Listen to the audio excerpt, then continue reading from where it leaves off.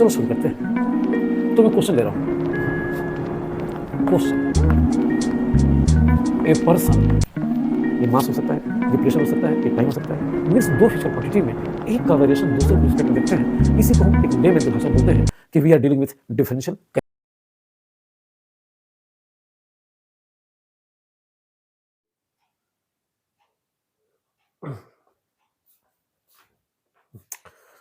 Hello बच्चों, महादेव। आज के वीडियो में कोई खास बात नहीं होगी।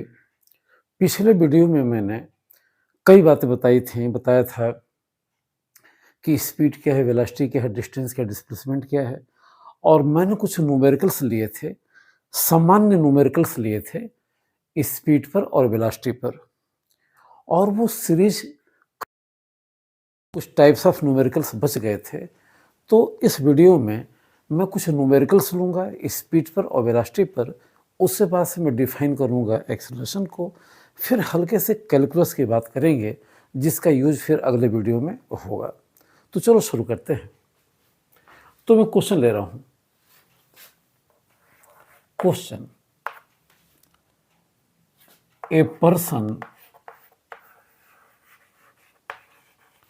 ए person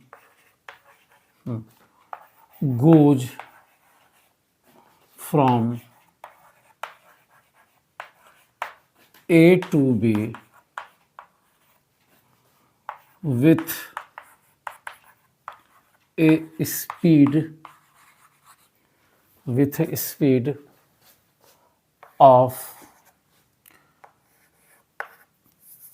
60 meter, okay, 60 meter per second. He returns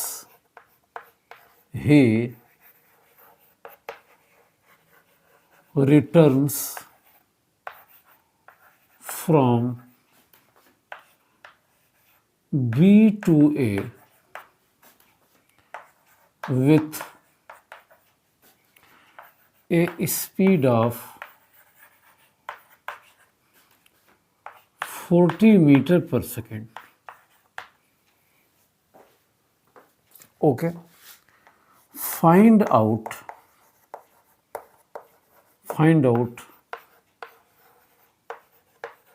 average velocity and average speed for the person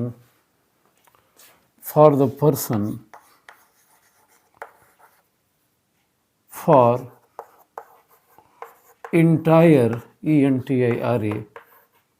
for entire journey.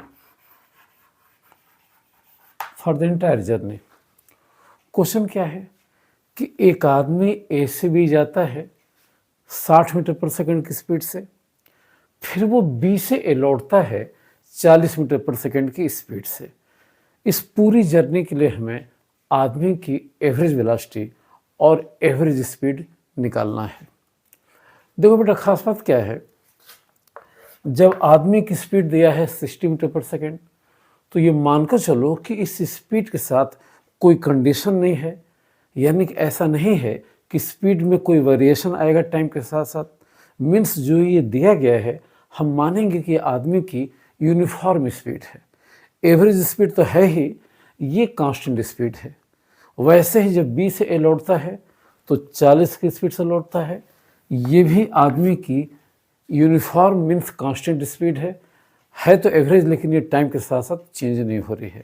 अब हमें पूरी जर्नी के लिए उसकी एवरेज स्पीड बतानी है। तो देखो, बड़ा सिंपल है। एक हम डायग्राम बना लें ऐसे, ये ए है और ये बी है। बीच की डिस्टेंस दिया नहीं गया है तो जरूरत भी नहीं है, क्योंकि डिस्टेंस पूछा ही नहीं है। पूछा क्या है, उसने स्पीड पूछा है और स्पीड दिया गया है। तो मान लो ए से बी की जो लेंथ है, let A B equals x, तो हमने मान लिया कि ए से बी की लेंथ हो गई, डिस्टेंस हो गई x मीटर, आप मान लो, कोई फर्क नहीं पड़ता है, तो x मीटर मान लिया। अब जाते वक्त उसकी स्पीड है 60 मीटर पर सेकेंड, यानी कि 60 मीटर पर सेकेंड से वो ए से बी गया है, और जब लौटा है तो 40 मीटर पर सेकेंड की स्पीड से वो लौटा है। जाना है 60 से, आना है 40 से, पूरी जर्नी के लिए हमें एवरेज स्पीड बतानी है। तो सिंपल इसलिए है क्योंकि हमें एवरेज स्पीड के मायने क्या हैं, तो पूरी जर्नी के लिए टोटल डिस्टेंस की बात करेंगे और टोटल टाइम की बात करेंगे। तो डिस्टेंस तो टोटल हो जाएगी 2x, ए से बी जाना x, बी से ए आना x, तो पूरी जर्नी के लिए टोटल डिस्टेंस हो गई 2x, कोई प्रॉब्लम ही नहीं है। अब हमें पूरी जर्नी की टाइमिंग निकालनी है। मैं इसे इरेज कर दे रहा हूँ, कुछ खास नहीं है, क्वेश्चन आपको याद हो गया होगा, वरना मैं बताता चलूँगा। तो देखो,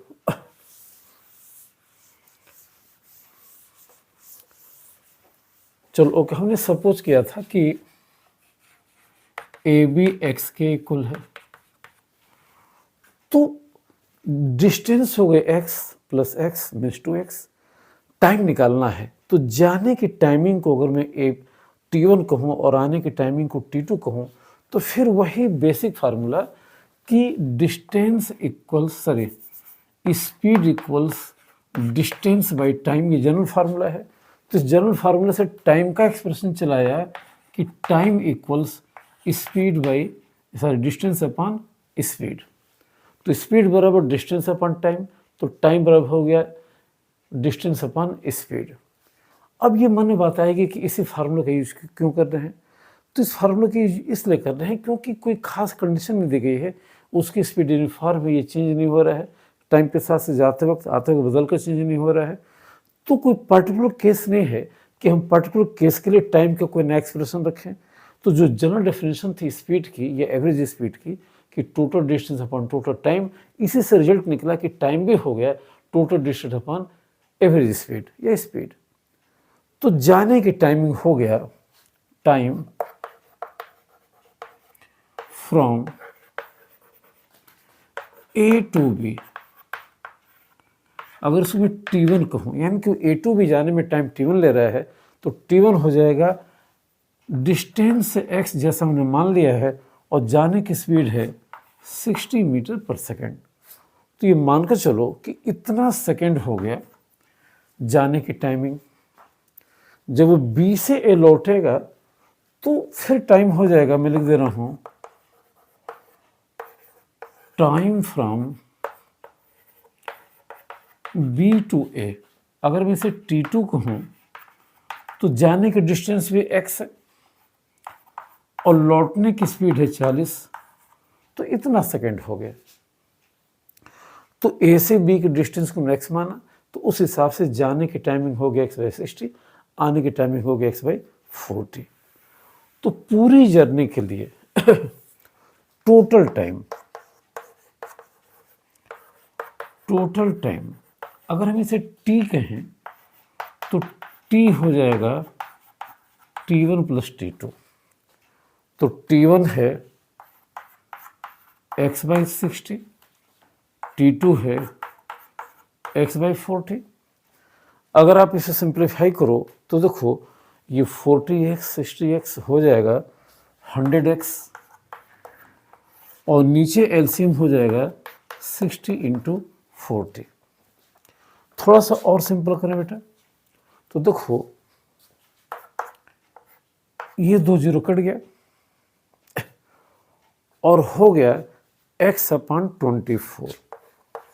तो x/24, देखो 2 जीरो कट गया, 6 24, x/24 सेकेंड हो गया। तो टोटल टाइम ये हो गया। अब लिख रहा हूं average speed for the total journey, TOTAL JOURNEY, average speed for total journey.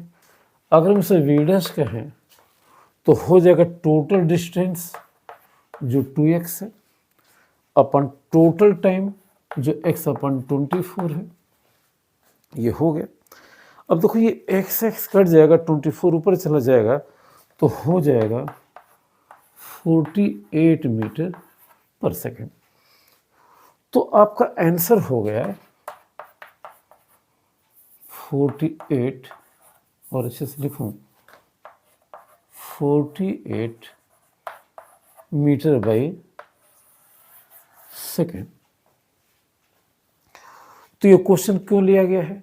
ये क्वेश्चन डिलिबरेटली इसलिए लिया गया है कि आप एवरेज निकालने का वो गलत तरीके मत अडॉप्ट करो कि जाने की स्पीड 60 है, आने की स्पीड 60 है, 60 को मैं 40 जोड़ दिया, 2 से डिवाइड किया और चला आया 50। नहीं, क्योंकि यहाँ जब एवरेज निकालते हैं तो एवरेज स्पीड का एवरेज नहीं होता है, टोटल डिस्टेंस अपन टोटल टाइम होता है, वो एक्सप्रेशन एवरेज को बताता है। इसलिए जाने की स्पीड 60 थी और दूरी को हमने x मान के जाने की टाइमिंग निकाल लिया, आने की स्पीड 40 थी, दूरी वही x रहेगी, आने की टाइमिंग निकाल लिया। अब टोटल टाइम को टोटल डिस्टेंस से डिवाइड करेंगे बाय डेफिनेशन, वो एवरेज स्पीड कहलाएगी इंटायर जर्नी के लिए। तो चलिए 48 मीटर पर सेकेंड। देखो बेटा, बहुत से क्वेश्चन और भी बनते हैं, लेकिन एज ए सिंपल क्वेश्चन हम अभी शुरुआत में इतना ही ले रहे हैं और आगे चल रहे हैं। फिर लास्ट के कुछ अगले वीडियोज़ में हम और न्यूमेरिकल्स लेंगे, जब केसेस थोड़े और आगे नए नए बनेंगे। बहरहाल अब हमें एक टर्म नया लेना है जिसके बारे में हम अब डिटेलिंग करेंगे अगले वीडियो में, और वो है एक्सेलरेशन। एक्सेलरेशन, एक्सेलरेशन कहो या एवरेज एक्सेलरेशन कहो, बात एक ही है।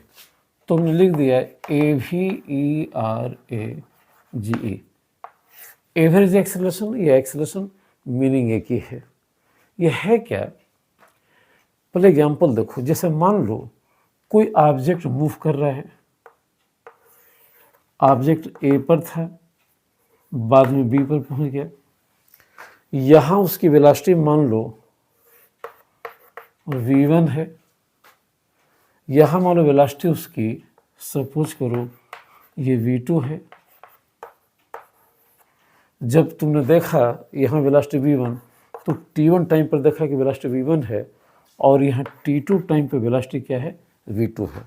तो कोई ऑब्जेक्ट रैंडमली मूव कर रहा है, हमने कोई खास रास्ता नहीं लिया, दो मूवमेंट लिए, दो पॉइंट लिए ए और बी।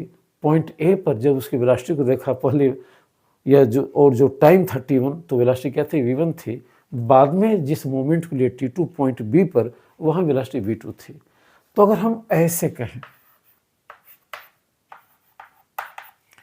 कि हमने चेंज इन वेलोसिटी को टाइम इंटरवल से डिवाइड कर दिया, तो ये जो एक्सप्रेशन आता है ये एवरेज एक्सेलरेशन को या यूजुअली एक्सेलरेशन को बताता है। तो अगर हम इसे प्रिसाइज वे में कहना चाहें तो हम ये कहना चाह रहे हैं कि इतने देर में, means t2 minus t1 time interval में जो वेलोसिटी में चेंज आया है v2 माइनस v1 के इक्वल हो गया है। तो अगर हम देखें कि एक सेकंड में कितना वेलोसिटी में चेंज आएगा, तो आपको ये मिल जाएगा कि इतने देर में इतना चेंज, तो एक सेकंड में इतना चेंज। तो हम इसको यूँ कर सकते हैं कि वेलोसिटी के चेंज का टाइम रेट है। तो अगर एक्सेलरेशन को कहा जाए तो ये हो गया time rate of change of velocity. तो इसी को हम बोलते हैं एक्सेलरेशन। तो डेफिनेशन यही हो गई जो मैं लिख रहा हूँ कि time rate of change of velocity is called acceleration. मैं इसे लिख दे रहा हूँ, time rate of change of velocity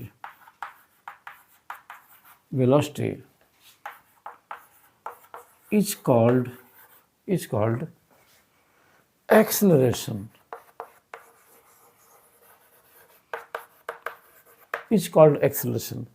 यानी कि यूनिट टाइम में वेलोसिटी कैसे चेंज हुई, वेलोसिटी के टाइम के साथ साथ बदलने का ट्रेंड क्या है, रेट क्या है, इसको हमने कह दिया एक्सेलरेशन। और जैसा हमने डेफिनेशन दिया था कि अगर हम इसको ए से रिप्रेजेंट करें तो ये एवरेज एक्सेलरेशन है। कहीं कहीं एवरेज लिखते भी नहीं हैं, जनरल सिर्फ ए लिख देते हैं, आप पर डिपेंड करता है। तो ये सीधे हो गया जैसा मैंने पीछे बताया था कि V2 माइनस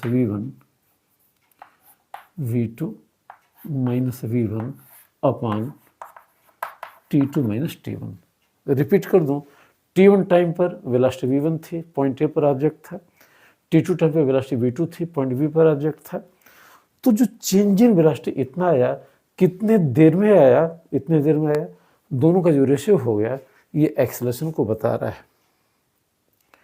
अब आओ, जैसा हमने कहा कि अगर हम टाइम इंटरवल बहुत छोटा लें तो चेंज इन वेलोसिटी भी क्या हो जाएगी, बहुत छोटी हो जाएगी। उस केस में इसी एक्सेलरेशन का नाम हो जाएगा इंस्टेंटेनियस एक्सेलरेशन। जैसा कि पिछले वीडियो में मैंने इंस्टेंटेनियस स्पीड और वेलोसिटी के बारे में बताया था। तो कुल मिलाकर अगर मैं इसे लिखूं ए और मैं कहूं कि ये इंस्टेंटेनियस एक्सेलरेशन है, तो उस केस में चेंज इन वेलोसिटी बहुत छोटी हो जाएगी और चेंज इन टाइम इंटरवल बहुत छोटा हो जाएगा। और जैसा कि मैं ऑलरेडी वेलोसिटी के केस में कह चुका हूं कि हम इसे लिखते हैं limit delta t tends to 0। तो किसी मूवमेंट पर एक्सेलरेशन निकालना, हमने बताया था कि मूवमेंट नाम की कोई चीज़ नहीं होती है। बहुत छोटे टाइम इंटरवल को जो लगभग 0 के आसपास है, हम एक नाम देते हैं मूवमेंट का। तो किसी मूवमेंट पर जब एक्सेलरेशन निकालते हैं तो हम इसे लिखते हैं इंस्टेंटेनियस एक्सेलरेशन। तो ये जो एक्सेलरेशन हो गया, ये हो जाएगा इंस्टेंटेनियस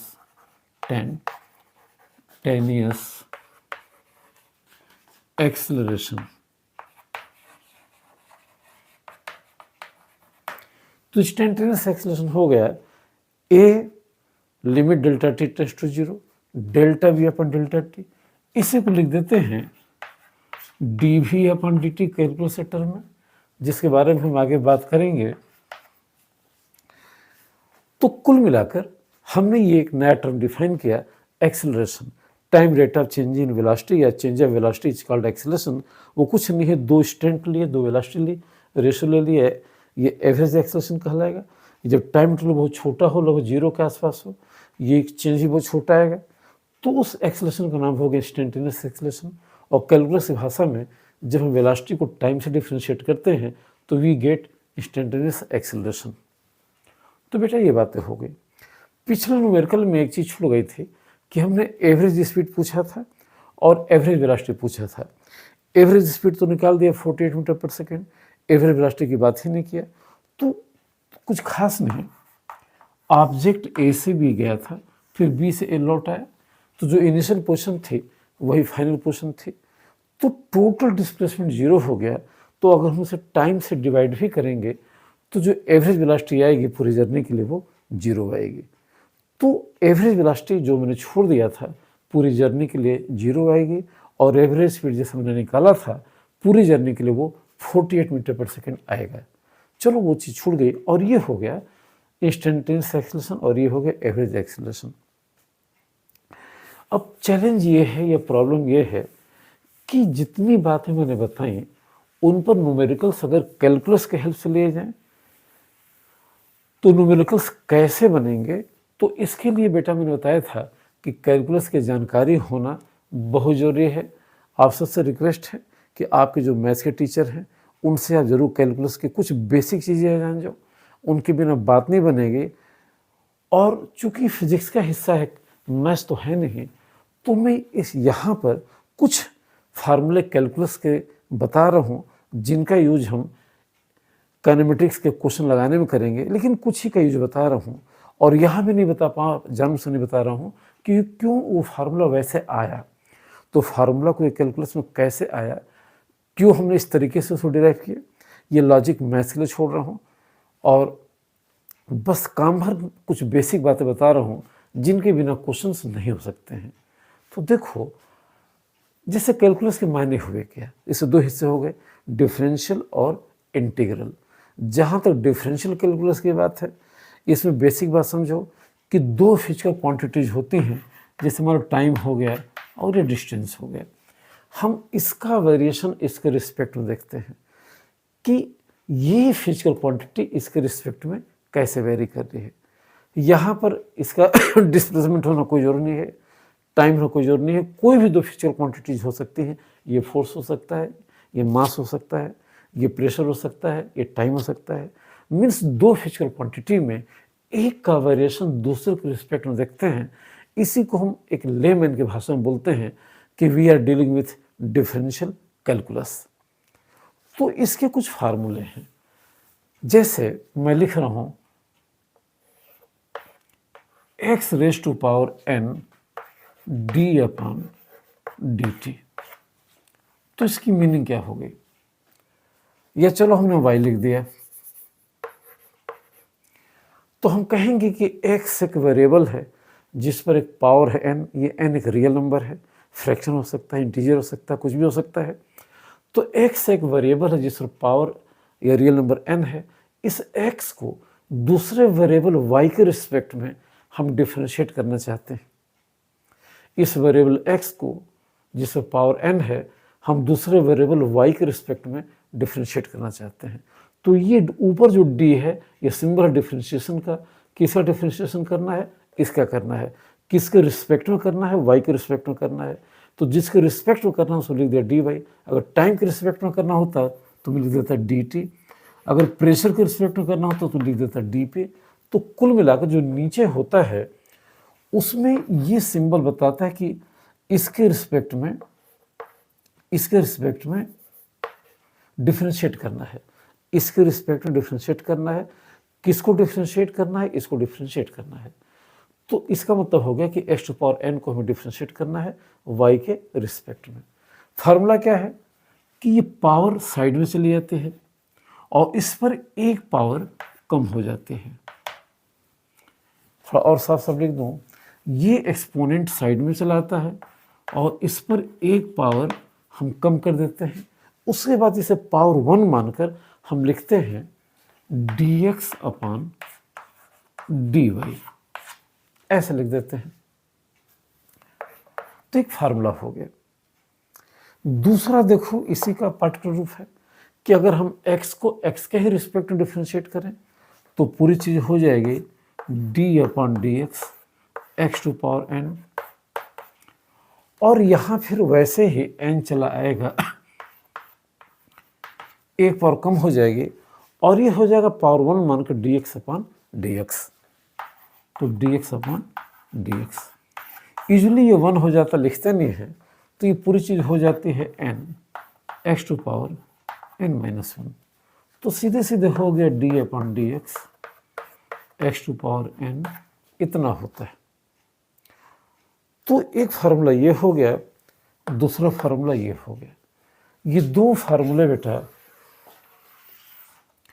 आपको जानने हैं, ये दो फार्मूले आपको जानने हैं।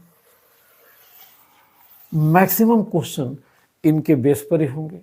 अब यहाँ वेरिएबल कोई साइन कास हो सकता है तो बस फार्मूले बदल जाएंगे, बाकी अप्रोचेज वही रहेंगी।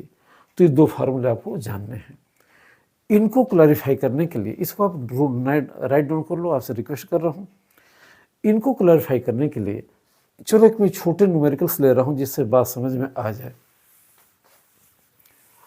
तो कोई आपसे बोले, कोई आपसे कहे कि d अपॉन डी वाई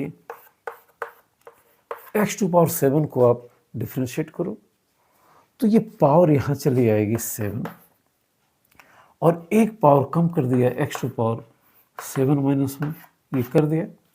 इस फार्मूले से देखो ये पावर यहाँ चली है, जो लिखी हुई यहाँ चली है, एक पावर कम हो गया और उसके बाद से लिख दिया इसको पावर 1 मानकर dx अपॉन dy। तो ये फार्मूला हो गया। अगर मान लो कि यहाँ पर x ही होता तो सब कुछ तो ऐसा ही हो जाता, ये भी dx हो जाता, इसको 1 लिखते हैं। तो बाई हैबिट हम लिखते नहीं हैं। तो बाय डिफ़ॉल्ट जो वेरिएबल यहाँ है, अगर वही वेरिएबल यहाँ है तो पावर ये चली है, एक पावर कम हो गया और इतना हम लिख करके छोड़ दिया।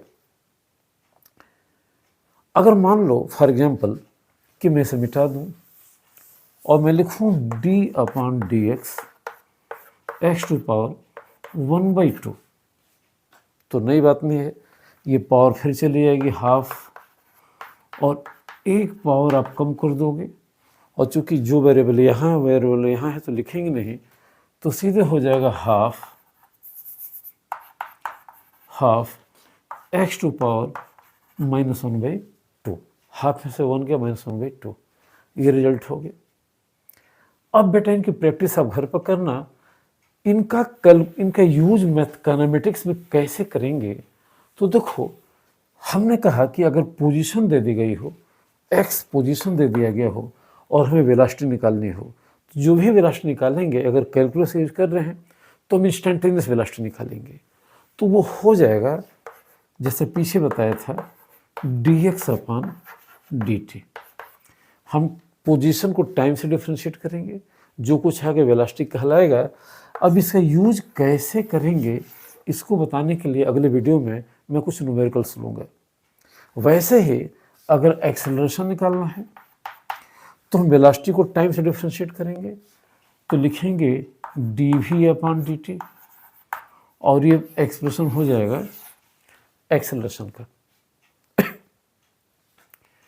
तो ये काम भर हमने आपको बताया कि कैसे हम डिफरेंशियल कैलकुलस का यूज करेंगे। ज़्यादा बेटर ये होगा कि हम इस पर क्वेश्चंस लें, जो अगले वीडियो में लूँगा, तो चीज़ें ज़्यादा समझ में आएंगी। अब देखो, हमें काम भर जाना चाहिए इंटीग्रेशन के बारे में या इंटीग्रल कैलकुलस के बारे में, केवल काम भर, तो वहाँ कुछ भी नया नहीं है। जस्ट डिफ्रेंशिएशन का उल्टा होता है इंटीग्रेशन। वहाँ पर एक छोटा सा वेरिएबल होता है, उसको उसी के रिस्पेक्ट में एक लंबे वैल्यू तक हम काउंट करते हैं, ऐड करते हैं, उसे बोलते हैं इंटीग्रेशन। चलो हम सीधे मैं फार्मूला लिख रहा हूँ, ये साइन हो गया इंटीग्रेशन का, और हमने लिख दिया x to power n dx। खास बात क्या है कि यहाँ पर वेरिएबल x है, इसको x के रिस्पेक्ट में ही इंटीग्रेट किया जा रहा है। यहाँ अगर x है तो यहाँ y नहीं आएगा, क्योंकि यहाँ पर इसी को इनलार्ज करके बड़ी वैल्यू तक लाना है, तो इसका इनलार्जमेंट तब होगा जब इसी को इसी के रिस्पेक्ट में इंटीग्रेट किया जाए। तो डिफ्रेंशिएशन में तो नीचे dy हो सकता था, लेकिन अगर यहाँ x था तो यहाँ y हो सकता था, लेकिन इंटीग्रेशन में अगर यहाँ x है, फिलहाल यहाँ x ही रहेगा। तो इसका फार्मूला याद रखो कि जितनी पावर है, ये एक रियल नंबर है, जितनी पावर है उसमें 1 ऐड कर देंगे, और जो कुछ आएगा ऐड करने के बाद उससे उसको हम नीचे डिवाइड कर देंगे। तो ये हो गया इंटीग्रेशन। आपको इसे याद रखना चाहिए, इसे होपफुली आप नोट कर लो, उम्मीद है आपने कर लिया होगा।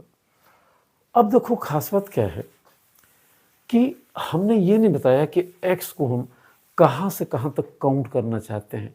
इसी को मैथ्स की लैंग्वेज में बोलते हैं कि हम x की लिमिट लेते हैं।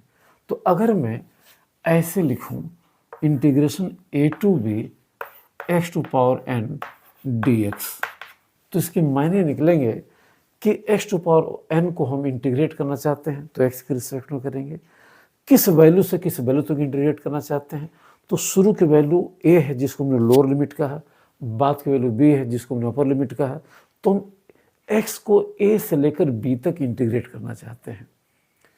तो इसका फार्मूला नया कुछ भी नहीं होगा, जैसे था कि जितनी पावर है उसमें 1 ऐड कर दिया और नीचे उसी से डिवाइड कर दिया।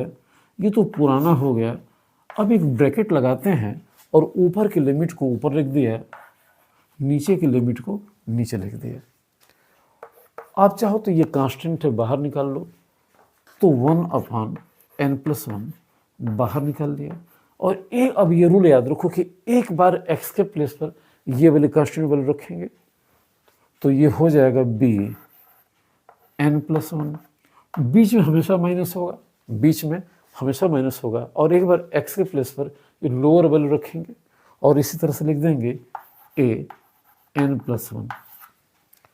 तो ये हो गया इसका लिमिट के साथ इंटीग्रेशन। पहले ये इतना होता था, बस लिमिट रख दिया तो इतना चला है।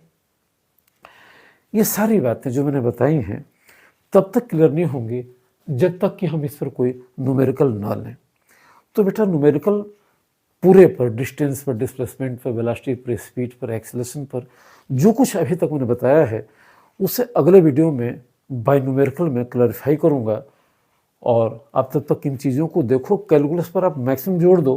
कैलकुलस का आगे यूज़ करना, उसके बिना एक कदम चल नहीं पाएंगे।